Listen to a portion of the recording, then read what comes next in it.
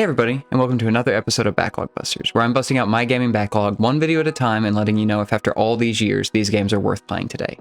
In today's episode, we're sneaking through the vents in search of Elvis in Perfect Dark. Why after all these years am I going back to play Perfect Dark? Well, this game was actually suggested by a friend in the comments of the Toy Story 2 video, and with the recent announcements that Goldeneye is getting a new port to the Switch and Xbox, it seems like the perfect time to look at another first-person shooter made by Rare that's actually easily available today. As a kid, my only experiences with the N64 were at friends' houses. And while I do remember playing some multiplayer in GoldenEye, most of the time the multiplayer games were hosted by the world's most athletic plumber in Mario Kart, tennis, golf, party, and Super Smash Bros. But I don't remember ever playing Perfect Dark's multiplayer, and apparently wasn't invited over to play any of the story missions either, even though there is co-op play. My friend's controllers must have been dead or something. So with my very limited to no experience in Rare's first-person shooters on the N64, it's time to fill in another of the many blanks in my gaming history. Perfect Dark was developed by Rare and released in the year 2000, with North America getting it on May 22nd, Europe on June 30th, and then Japan on October 21st. Rare's worked on big names throughout the years like Donkey Kong, Banjo, Star Fox, and a ton more through its 37-year history, in which it developed over 100 games. And Rare continues to make games to this day, though the signature charm and silliness of its N64 era games seems to have faded throughout the years, especially after being acquired by Microsoft. Rare released GoldenEye 007 in 1997 to huge success, with players raving about the multiplayer modes as well as the single-player campaign.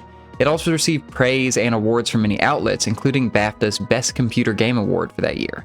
And it's the first multiplayer shooter I ever remember playing, and is on almost every top 10 games on the N64 list and video out there. Then, 3 years later, in the year 2000, after several games in the platformer and racing genres, Rare returned to its first-person shooters, without the James Bond license, but instead with a brand new character, Joanna Dark, an agent of the Carrington Institute, operating in the far-flung future of 2023, bringing with it a longer single-player campaign that allowed for both co-op and counter-op modes, as well as a larger multiplayer suite filled with a ton of modes, maps, and options. Perfect Dark also received more rave reviews, another BAFTA for Rare, confusingly titled Moving Images Award of that year, and the game actually reviewed a tiny bit better than GoldenEye. Undoubtedly great for the time of its release, let's find out if Perfect Dark is still worth playing today, starting with the things that I loved. I've struggled a little bit when revisiting some older games, as it seems like the further I go back, the more wildly difficulty can swing in either direction at a moment's notice. I'm unashamed to turn down a game to easy if it's just unenjoyable or too frustrating, especially when I feel that the experience isn't actually improved by it in any way. And on the flip side, I'll complete every side boss and activity on a game with no difficulty settings, when I feel like the game encourages my skills to grow and gives me the tools and opportunity to do so. I'll also crank things up to the hardest difficulty and play through multiple times, when the experience is fun or rewarding enough. All that to say, I was hesitant to go back to a shooter of this era, especially at a time when console first-person shooters were just learning to walk and look at the same time. But imagine my surprise when I found one of the most interesting difficulty systems I've experienced in a really long time. The difficulty is split into 3 different modes. Agent is your easy mode, Special Agent is medium, and Perfect Agent is hard. But the second you select one, you'll notice that this isn't just a bump in the number of enemies or the damage they deal, but also a change to the levels themselves in the form of your objectives. Let's look at the first level. The easiest difficulty, Agent, has one objective: locate the secret lift to the basement lab. This basically amounts to make it through the level alive. That's fine, and I played through the first couple levels like this, feeling pretty bored, honestly, and not really understanding the hype around this game because it felt like a really simple shooter with some sci-fi spy trappings around it. On each level, depending on the difficulty chosen, you're given 1 to 3 stars, so I thought I might as well capture some footage of the differences between each difficulty at the very least. Then as I booted up the Special Agent mode, I realized I now had 4 specific objectives. As well as needing to make it through the lab alive, I now had to place a mine on the security hub to disable internal communication so I could sneak into the building unnoticed. Next, I would need to retrieve an access key from the Datadyne boss, Cassandra, by finding a way to unlock her office, then incapacitate her to retrieve the key hidden in her necklace. Then, to cover up all the espionage I'd been doing, I was tasked with running to the bottom floor and disabling the external communication with another mine. With all that done, I could finally get to the secret lift, to the basement lab, and exit the level alive.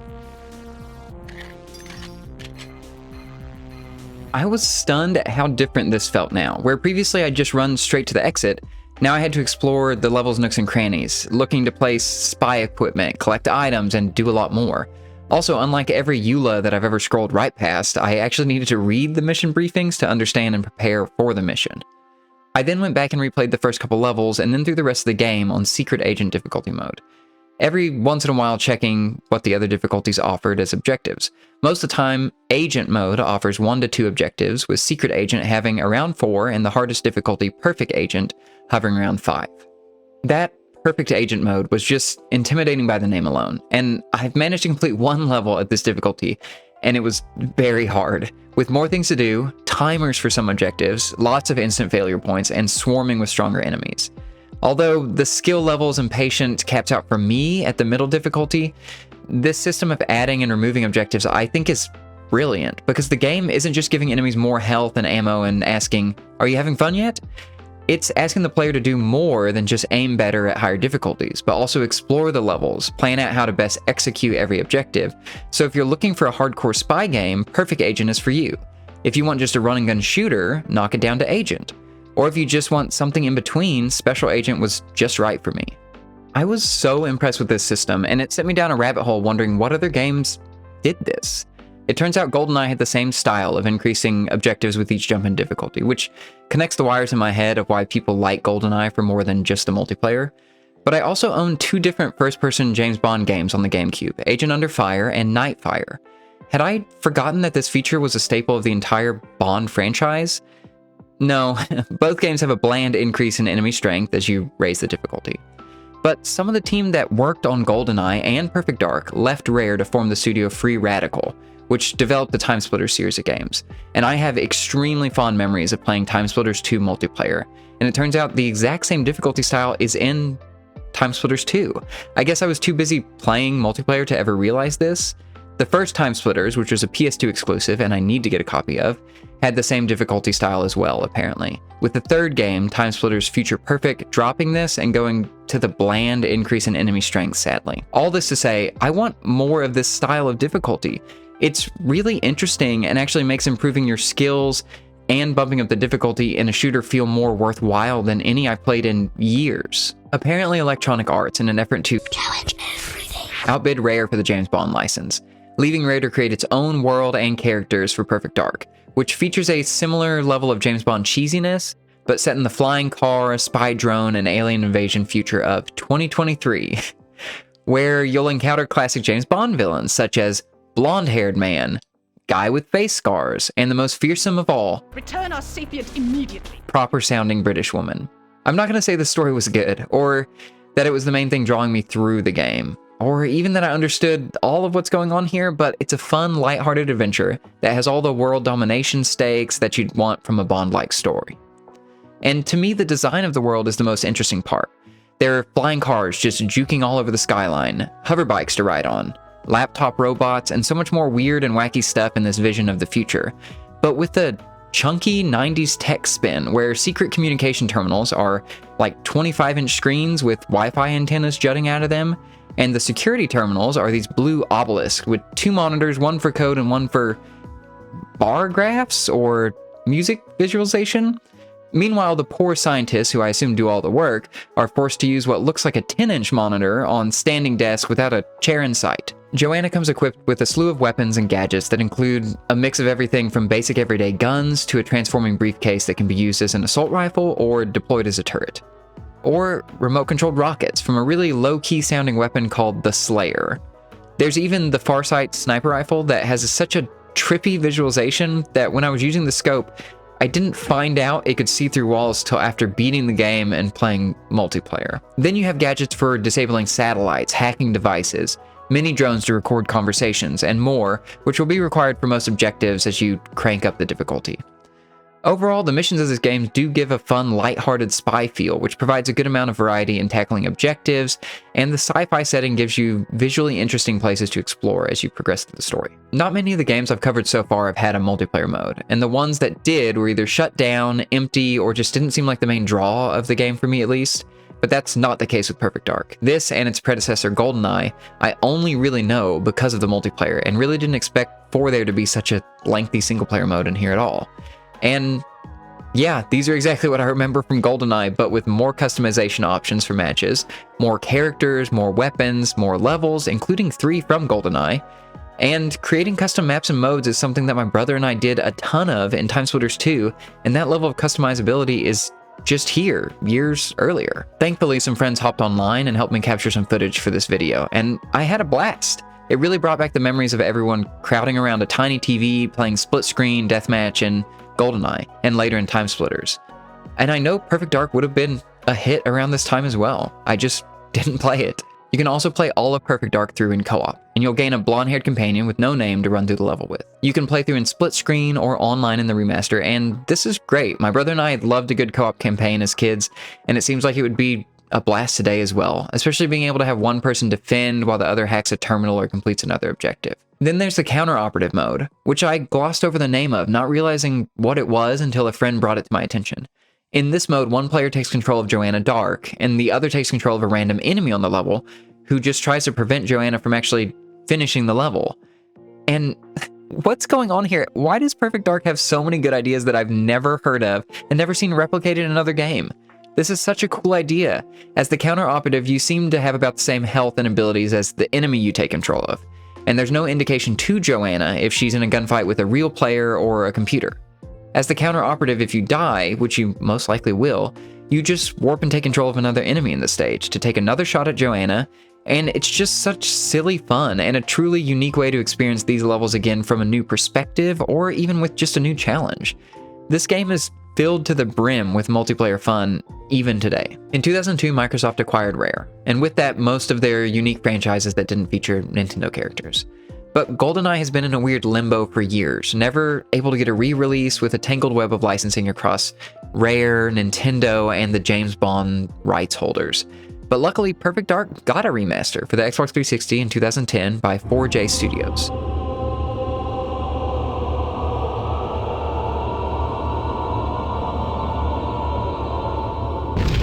The developers kept the original geometry from the N64 version, but they created all new textures as well as created new models, characters, and weapons to fit the style of the original, but with vastly improved details. They also added online play to every single mode from the original game. It's a great version of Perfect Dark, and everything in the remaster runs well and looks so crisp and clean, with polygons so sharp they could cut you. The thing I was most nervous about in going back to play Perfect Dark was the controls. I only have good memories from the N64. It's games, it's a revolutionary controller for the time, but every time in recent memory I've gone back to play a game using that controller, I've been shocked and confused because I don't understand how I was able to play anything with this. On top of the controller's shape and layout, this is a first-person shooter that only utilized a single control stick and 4 little yellow buttons, though apparently you can play with 2 sticks if you plug in and hold 2 controllers at once somehow. But luckily I get to avoid pretty much all of this today, as it turns out the controls translate pretty well to an Xbox controller, especially with the duty calls control layout that feels pretty decent. This is helped a lot by the auto-aim, because even with a modern controller, it doesn't feel perfect, and you're not going to mistake this for a modern shooter. But only having to aim in the general direction and have your crosshairs snap right to an enemy is fun, and it made a lot of my control worries just go out the window. It makes this game pretty easy to pick up and play, even if you don't have much experience with the genre or control scheme. You'll be taking out enemies with ease and able to focus on learning the levels and completing objectives, which I think is a big positive for a game this early in the history of first-person shooters on console. Now, the free aim mode is a nightmare. I'm not sure who thought this wiggly cursor that snaps back to the center, and you have to half tilt the control stick in a direction to aim unless you tilt too far, at which point your whole view moves. This feels like using the control scheme from a first-person shooter that was designed for the Wiimote, but instead of having the Wiimote, you've been forced to use a control stick. Interviews at the time mention leaving in the free aim mode, as they wanted to keep it faithful to the original, which I respect, and luckily most of the time free aim is reserved for sniping over long distances so you can take your time, but I still wished for a toggle to change it to something just a little bit easier to control. I praise the interesting world of this game, but sometimes that world is just too big. Some of these levels are massive, which while impressive for an N64 game, can just be a chore to get through. The objectives, while normally great at getting you to explore every nook and cranny, don't work as well on something like this huge snow level. And there's absolutely no map in the game. Some levels give you a radar, but it only shows objectives, and usually just one very specific objective, never even enemies. So several times I just found myself wandering through empty hallways, snowy fields, or maze-like ships with no clue where to go next, where discovering an enemy still alive was the only indication I had found a new corner of the level. Most of the levels don't have this problem, but some of the larger, more maze-like ones would have really benefited from a map of some sort, as text descriptions in the briefing can only do so much. My favorite part of this game is the varied objectives with each difficulty level, but they can also lead to some of the most frustrating parts. In the early levels, I enjoyed reading through the mission briefing because it lets you know what to look out for and what to do as you explore. But as the levels got bigger, enemies stronger, objectives more complicated, I found myself progressing through trial and error with some objectives that just didn't make sense until I messed them up already. Threw a sensor on the obelisk last life. Well, actually, the 3 you need are randomly chosen at the level start, and this one is no longer valid. Please restart and try again. Not sure where the satellite is that you need to monitor? Well, go roam the level, find what looks like a satellite, only to have your tracker not attach, making you assume that you're at the wrong place, when really there's just a very specific part you needed to hit.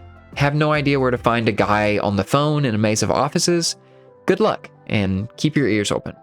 I had to look up a lot of really small things. Once I'd spent 30 plus minutes on a given level with multiple retries from failing objectives and failing to find them. This game heavily encourages you to soak in every part of the level, then perform your run at 100% efficiency. And hey, in most cases, I have no problem once I knew what to do. But it did feel like some descriptions didn't give me the info I actually needed, or maybe I just had trouble understanding exactly what they wanted me to do.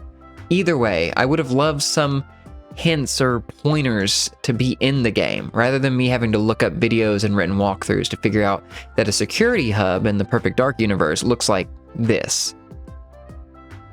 But the most egregious thing about these levels is that there are 0 checkpoints. If you place a tracker on the wrong spot, there's no picking it back up. Just hit start, go to quit, say yes, go back to the menu, and restart the level. At the start, levels are shorter, less dangerous, with fewer ways that an objective could be outright failed. But as levels go on, more instances showed up where after completing 2 to 3 objectives, a big firefight happens, and if you die, you'll start over, with some objectives taking a while to complete, or even just to walk to. What I learned is that maybe don't expect to beat a level your first time through, as I was less prepared for each objective as the game went on, either being killed or failing an objective towards the end of the mission, which became more and more frequent. With me starting to treat my first run in a given level as a fact-finding mission, to fail every objective and just make sure I understood what needed to be done and where to find it. And this frustration was all mostly from the medium secret agent mode.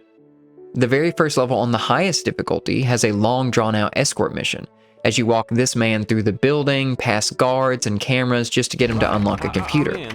But if you don't knock him out, he deletes the file that was your objective. So restart and do it all over again, and remember to knock him out this time. And don't even think about accidentally dying near the exit of the level, or it's back to square one. Having to do this all in one go with no mistakes made the game feel very tedious at points, with the fun of completing objectives fading a bit when things were too complicated or I'd sink so much time into a slow objective only to fail at the end.